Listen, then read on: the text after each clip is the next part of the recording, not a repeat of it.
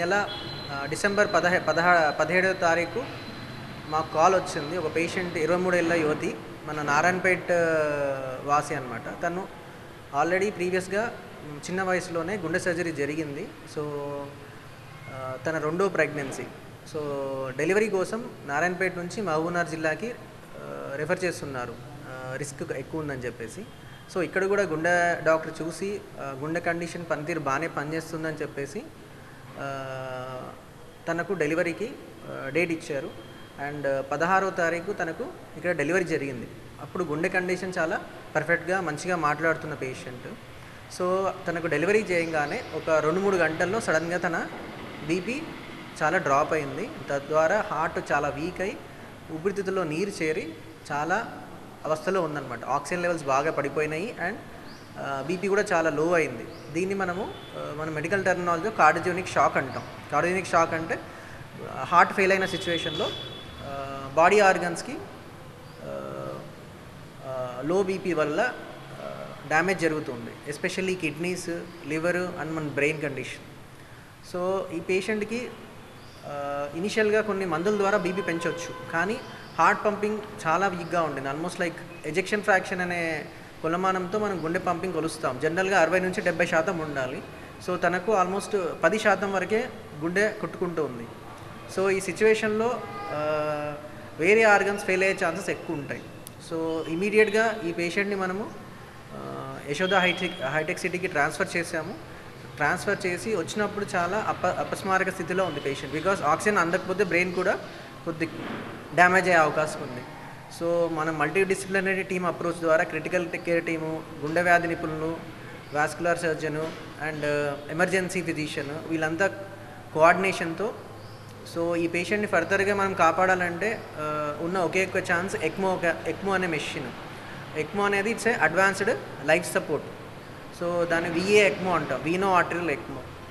So ఇది ఏం చేస్తుంది అంటే మన బాడీ కనెక్ట్ చేస్తే మన తొడ ద్వారా పెద్ద పైప్స్ ద్వారా కనెక్ట్ చేస్తాము. తద్వారా ఏం జరుగుతుంది, ఆర్టిఫిషియల్గా మనకు హార్ట్కి అండ్ లంగ్స్కి సపోర్ట్ చేస్తుంది. సో ఆర్టిఫిషియల్గా మన బీపీ పెంచుతుంది. సో తద్వారా మనము హార్ట్కి అండ్ లంగ్స్కి రెస్ట్ ఇవ్వచ్చు. సో దట్ హార్ట్ పంపింగ్ మనకు ఇంప్రూవ్ అయ్యే వరకు సపోర్ట్ చేసుకుంటూ మనం పేషెంట్ని కాపాడవచ్చు. సో ప్రెగ్నెన్సీ రిలేటెడ్ ఎందుకు వచ్చింది ఈ కండిషన్ అంటే, జనరల్గా దీన్ని పెరిపార్టమ్ ఆర్ పోస్ట్ పార్టమ్ కార్డియోమయోపతి అంటాం. సో మన ఇండియాలో ప్రెగ్నెన్సీస్ ఏవైతే డెలివరీస్ అవుతుందో 1000 డెలివరీస్లో ఆల్మోస్ట్ 9 నుంచి 10% మందికి ఈ కండిషన్ వచ్చే అవకాశం ఉంది. అందుకే దీనికి కొద్దిగా రేర్ అంటాము. అండ్ ఎస్పెషల్లీ ఇండియన్ సినారియోస్లో కంపేర్ టు వెస్టర్న్ డేటా, మన ఇండియన్ సినారియోలో ఈ పెరిపార్టమ్ కార్డియోమయోపతి అనేది వెరీ కామన్. బికాస్ మన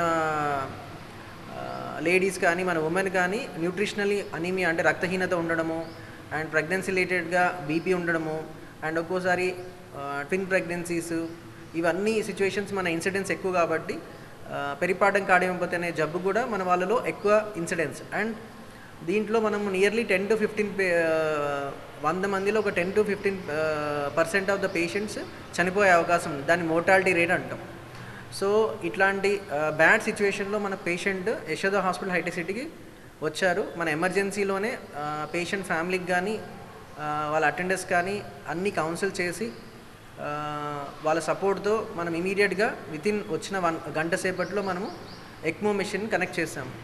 సో ఎక్మో మెషిన్ కనెక్ట్ చేసిన తర్వాత స్లోగా మనకు బాడీలో యాసిడ్ లెవెల్స్ ఇంప్రూవ్ అవ్వడం స్టార్ట్ అయ్యాయి. కిడ్నీ కూడా స్లోగా యూరిన్ జనరేట్ చేయడం స్టార్ట్ చేసింది. అట్లాగే లివర్ ఫెయిల్యూర్ కూడా over a period of time తగ్గుతూ ఉంది. సో ఆల్మోస్ట్ 17వ తారీఖు మనము తనకి ఎక్మో మెషిన్ కనెక్ట్ చేసాం డిసెంబర్లో. అండ్ స్లోగా మనము ఇంప్రూవ్మెంట్ చూస్తూ వచ్చాం. అంటే ఆల్మోస్ట్ చనిపోతే స్థాయి నుంచి స్లోగా ఆర్గన్స్ ఇంప్రూవ్మెంట్ అంతా చూసుకుంటూ వచ్చాము. సో సుమారుగా 5 రోజుల తర్వాత మనకు సొంతంగా బీపీ మెయింటైన్ చేయడం స్టార్ట్ చేసింది పేషెంట్.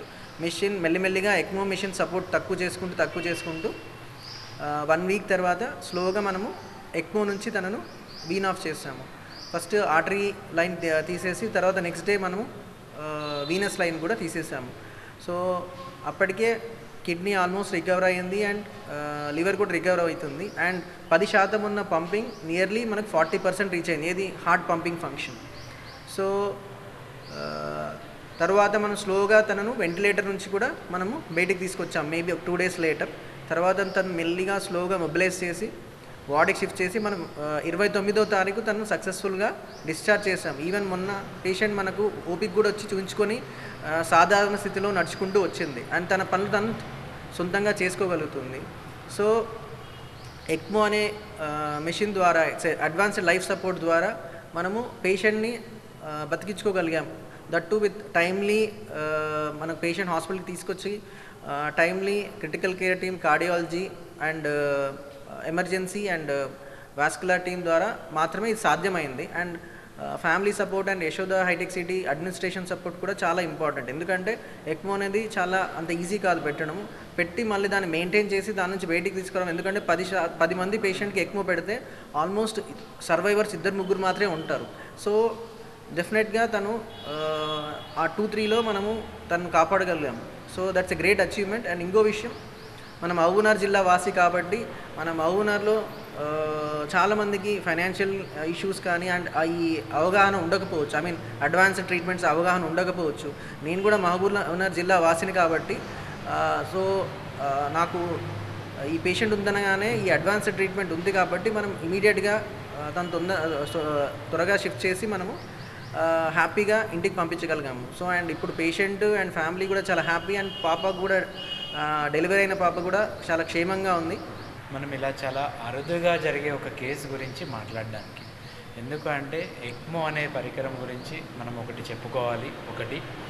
రెండోది, ప్రెగ్నెన్సీలో ఎక్మో పెట్టడం అనేది సాధారణ విషయం అయితే కాదు. ఎందుకంటే కనుక ఇప్పుడు సార్ వివరించినట్టు ఒక ఫస్ట్ డే సర్జరీ అయిన తర్వాత ఎక్మో పెట్టడం అనేది చాలా ఛాలెంజ్ అనే చెప్పాలి. అలాంటిది ప్రెగ్నెంట్ పేషెంట్లో ఎక్మో పెట్టడం అనేది ప్రపంచంలోనే చాలా అరుదుగా జరుగుతుంది. అలాంటిది ఇలాంటి కండిషన్స్లో పెట్టడం ఇంకా అరుదుగా అని చెప్పాలి. అలాంటిది పేషెంట్ ఇంత లో స్టేట్లో అంటే ఏంటంటే గుండె పంపింగ్ వీక్ అయిపోయి అవయవాలు ఎఫెక్ట్ అయ్యి ఒకసారి గుండె ఆగిపోయి సిపిఆర్ చేసి ఆమెని మళ్ళీ వెనక్కి తీసుకొచ్చి అలాంటి సందర్భంలో ఎక్మో పెట్టి ఇప్పుడు మనం రికవర్ చేసి దాని గురించి మనం మాట్లాడుతున్నాం. ఎందుకు ఇది ఇంపార్టెంట్ అంటే కనుక నార్మల్ పేషెంట్స్లోనే మనం ఎక్మో అనేది పెడితే కనుక మార్టాలిటీ అనేది చాలా ఎక్కువగా ఉంటుంది. అయితే మనం ఇక్కడ యశోద హాస్పిటల్ గురించి చెప్పాలి. ఎందుకు అంటే కనుక అది platinum certified centre in India. అంటే ఇది ప్రపంచంలోనే ఎక్మో ప్రాక్టీస్ చేసే సెంటర్స్ అన్నిట్లో కూడా ఒక ఎల్సో అనే ఆర్గనైజేషను ఈ సెంటర్ ఎలా పనిచేస్తుంది అనే దాంట్లో ఒక గ్రేడింగ్లో మనది ప్లాటినం సర్టిఫైడ్. ఇండియాలో కేవలం ఒకే సెంటర్ ఉంది, అది యశోద హాస్పిటల్.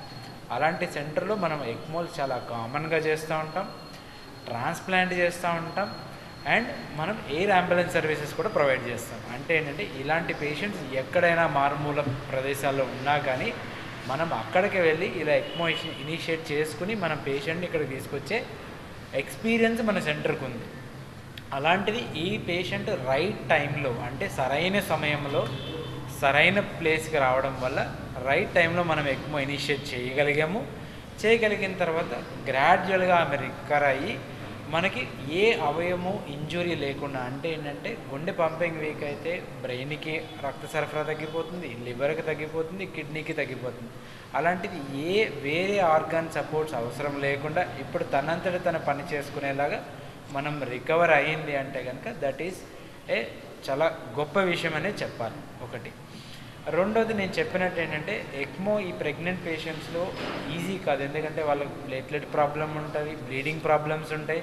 అలాంటిది ఏ బ్లీడింగ్ కాంప్లికేషన్ లేకుండా మనం ఎక్మో పెట్టి జాగ్రత్తగా అది 7 రోజుల్లో మనం ఎక్మో తీయగలిగి 12 రోజుల్లో పేషెంట్ డిశ్చార్జ్ చేయగలిగి ఫాలోఅప్లో పేషెంట్ నడుచుకుంటూ వస్తుందంటే అది చాలా అరుదుగా జరిగేది, చాలా గొప్ప విషయం అనే అనాలి.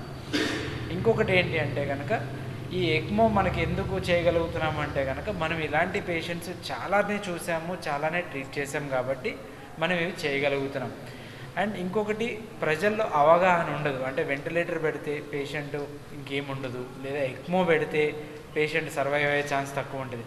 బట్ రైట్ టైంలో కరెక్ట్గా మనం గుండెని ఊపిరితిత్తుని సపోర్ట్ చేయగలిగితే అది రివర్స్ అయితే కనుక డెఫినెట్గా మనం ఇలాంటి రిజల్ట్స్ డెఫినెట్గా చూడొచ్చు.